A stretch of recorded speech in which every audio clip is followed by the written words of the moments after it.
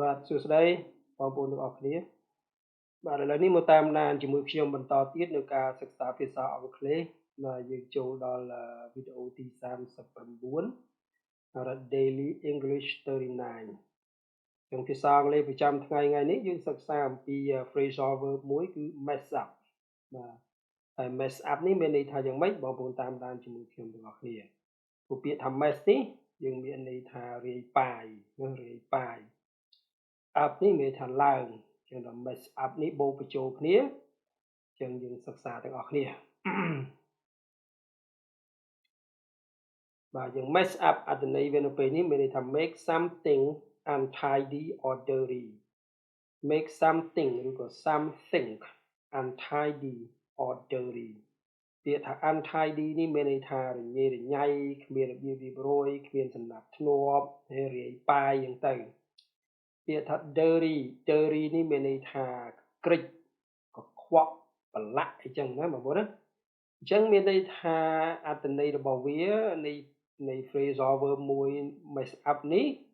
គឺធ្វើឲ្យអ្វីមួយរាយប៉ាយឬរញ៉េរញ៉ៃឬក៏ប្រឡាក់ឬក៏ក្រិចបាទអត្ថន័យវាប៉ុណ្ណឹងបងប្អូនណាបាទចឹងសិក្សាជាមួយខ្ញុំនៅឧទាហរណ៍Okay, example ខ្ញុំឲ្យឧទាហរណ៍មួយ she messed up my chair she messed up my chair clear នៅពេលនេះបងប្អូនមើលពាក្យថា mess ទេវាមានតែប៉ុណ្្នឹងទេណា base form របស់វាគឺទម្រង់ដើមវាមានប៉ុណ្្នឹងប៉ុន្តែដោយសារតែគេប្រើនៅក្នុង clear present perfect simple ចឹងទៅ mess នេះយើងថែម ed ដល់ឲ្យវាទៅណាថែម ed ដល់ឲ្យវាទៅជា mess up ចឹង mess up my chair អញ្ចឹងយើងចង់ដាក់អ្វីមួយនៅខាងក្រោយនេះជា object នាមណាមួយជា object ស្រេចតែយើងដាក់ស្អីមកក៏បានដែរបងប្អូនណាអញ្ចឹងខ្ញុំឧទាហរណ៍មើលណា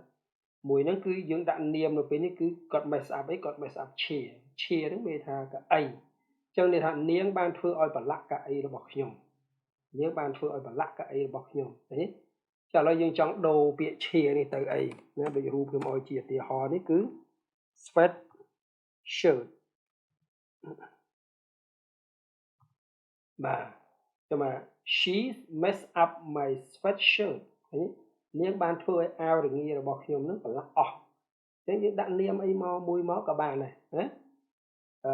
កន្លែងនេះកន្លែងពាក្យ sweatshirt នេះតែយើងចំនួនដល់ពាក្យអីមកក៏បានដែរអញ្ចឹង she messed up my sweatshirt ណាដូចគំរូខ្ញុំឲ្យមើលនេះគឺគាត់ធ្វើឲ្យអាវរងារបស់យើងនឹងប្រឡាក់អស់លីង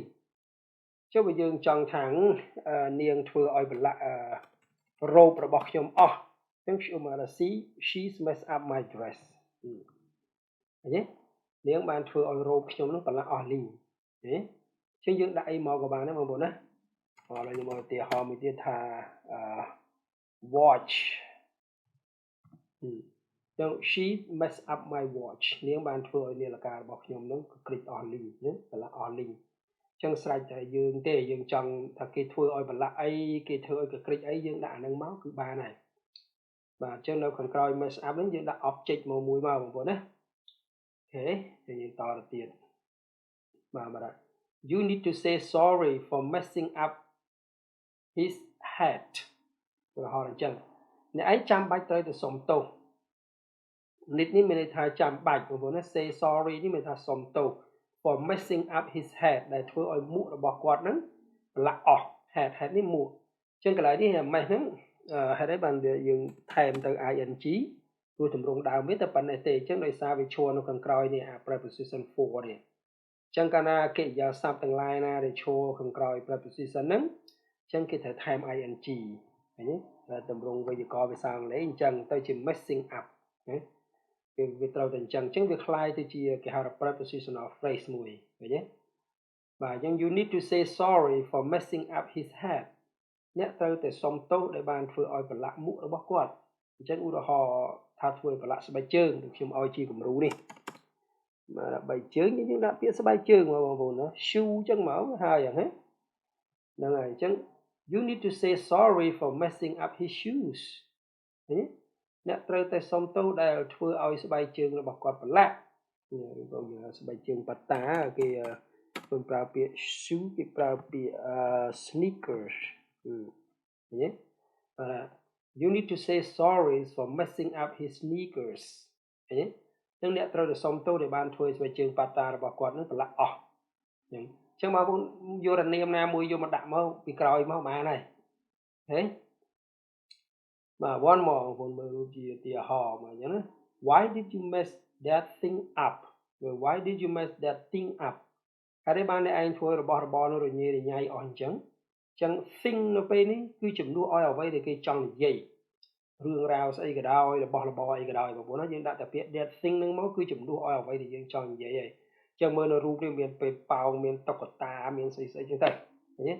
why did you mess that thing up why did you mess that thing up ហេតុអីបានជាអ្នកឯងធ្វើឲ្យរបស់របរនោះរញ៉េរញ៉ៃអស់អញ្ចឹងចឹងយើងមើលកន្លែងនេះគឺយើងដាក់ពាក្យជា object មួយគឺនៅចន្លោះរវាងពាក្យ mess ហើយនិងពាក្យ up ហ្នឹងបាទចឹងបងប្អូនខ្ញុំជឿថាយើងអាចយល់បានណាពីរបៀបប្រើប្រាស់របស់វាចឹងបន្តទៅទៀតបាទចឹងនេះជាអត្ថន័យទី2នៃ mess up ចឹងអត្ថន័យទី2របស់វាមានន័យថា mishandle or spoil a situation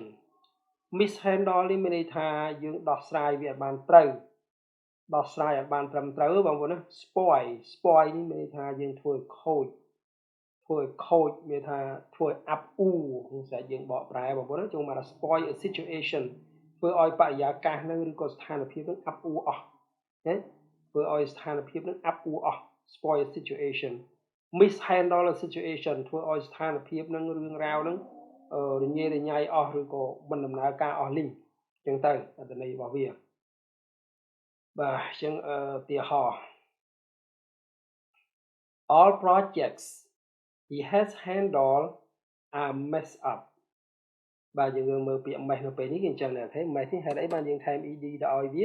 ដោយសារវាចូលខាងក្រោយ verb to be ចានេះគេហៅ clear present simple passive អញ្ចឹងគឺដាច់ខាតយើងត្រូវ add ed ណាដល់ពេលយើងសិក្សាវេយ្យាករណ៍យើងយល់ឡើងហ្នឹង all projects he has handled are messed up អញ្ចឹងមានថារាល់គម្រោងទាំងអស់ដែលគាត់ដោះស្រាយគឺថាដែលគាត់កាន់ការហ្នឹងគឺញ៉េញ៉ៃទាំងអស់ណាញ៉េញ៉ៃទាំងអស់ចឹងអត់មានអាណាមួយយកជាការបានឃើញទេ handle ហ្នឹងដោះស្រាយ project ហ្នឹងគម្រោងចឹងរាល់គម្រោងទាំងអស់ដែលគាត់ដោះស្រាយហ្នឹងគឺអត់បានការទាំងអស់និយាយចឹងមកស្រួលស្ដាប់បងប្អូនណាអត់បានការទាំងអស់ញ៉េញ៉ៃទាំងអស់អូខេបាទចឹងយើងតទៅទៀតokay if they cancel now they will mess up our plan ចឹងឧទាហរណ៍រូបភាពនេះយើងកម្រងទៅ picnic ទៅកំសាន្តអីជាមួយគ្នាអញ្ចឹងទៅគេប្រសិនណាបើពួកគេលុបចោលឥឡូវហ្នឹង cancel លុបចោលឥឡូវហ្នឹង they will mess up our plan ចឹងពួកគេនឹងធ្វើឲ្យកម្រងរបស់យើងនឹងអាប់អួរហើយ plan នេះផែនការឬក៏គម្រោង mess up នៅពេលនេះយើងអាចបកថាអាប់អ៊ូខូចអស់បរិយាកាសណាចឹងបើពួកគេលុបចោលឥឡូវនេះពួកគេនឹងធ្វើឲ្យគម្រោងរបស់ពួកយើងនឹងអាប់អ៊ូអស់ណានឹងធ្វើឲ្យគម្រោងរបស់ពួកយើងនឹងរលាយអស់បណ្ដោយចឹងផែនការដែលត្រូវធ្វើអីមួយនោះគឺអត់បានទេឃើញទេត្រូវទៅ vacation ជុំគ្នាត្រូវទៅវាយកូនកូលត្រូវទៅ picnic ទៅអីចឹងទៅរលាយអស់ទៅជាអាប់អ៊ូអស់ហ្មងណាចឹងនៅកន្លែងនេះបកប្រែថាអាប់អ៊ូមកវាត្រូវនឹងស្ថានភាពជាងហេ mess up our plan នៅពេលនេះវាជា object បងប្អូនណាវាជានាម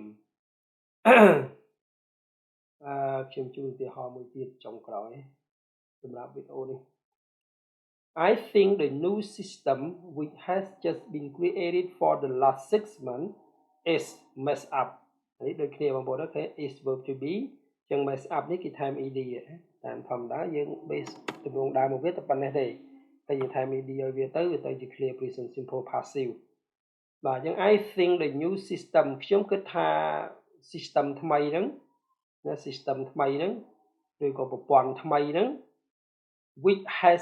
just been created ដែលទៅតែត្រូវបានបង្កើតឡើង just នេះទៅតែ create នេះបង្កើតណាបងប្អូនណាដែលទៅតែត្រូវបានបង្កើតឡើងនេះគេហៅថា clear present simple perfect passive clear វានេះបងប្អូនណាដែលទៅតែត្រូវបានបង្កើតឡើង for the last 6 months ក្នុងរយៈពេល6ខែមកហ្នឹង is mess up គឺមិនដំណើរការទាំងអស់ mess up នៅពេលនេះយើងបកថាមិនដំណើរការមកស្រួលស្ដាប់ជាងណាចូលថាខ្ញុំគិតថាកម្រងដែលយើងកម្រងថ្មីប្រព័ន្ធថ្មីដែលទៅតែត្រូវបានបង្កើតឡើងរយៈពេល6ខែហ្នឹងដូចជាមិនដំណើរការទាំងអស់ណាឬមួយក៏ថាវារញ៉េរញ៉ៃអស់លីណាវានិយាយរួមថាមិនដំណើរការចុះពីព្រោះខ្ញុំឧទាហរណ៍ថានៅក្នុងក្រុមហ៊ុនយើងមួយហើយយើងរៀបចំកម្រងមានថារៀបចំ system មួយសម្រាប់គ្រប់គ្រងក្នុងក្រុមហ៊ុនប៉ុន្តែយើងធ្វើមក6ខែមកហើយវាអត់ដំណើរការ system នឹងប្រើការកើតណាចឹងហៅថា mess up គឺវាប្រើការកើតដែរ Okay I think the new system which has just been created for the last 6 months is mess up បាទអញ្ចឹងសម្រាប់វីដេអូមួយនេះប៉ុណ្ណឹងហើយសង្ឃឹមថាបងប្អូនអាចយល់ហើយអាចសិក្សាចេះប្រើទាំងអស់គ្នាហើយសម្រាប់អរគុណបងប្អូនដែលបានតាមដានហើយបានជួយ subscribe YouTube channel របស់ខ្ញុំ Chantha Khem ហើយនឹង Learning Center នៅក្នុង Facebook page គឺឈ្មោះថា Learning Center ចឹងបងប្អូនតាមដាន page និង YouTube ទៅបងប្អូនអាចសិក្សាភាសាអង់គ្លេសបានហើយអត់ចាំបាច់បង់លុយបង់កាក់អីទេបាទចឹងចាំជួបគ្នានៅវីដេអូក្រោយទៀតបាទសូមអរគុណ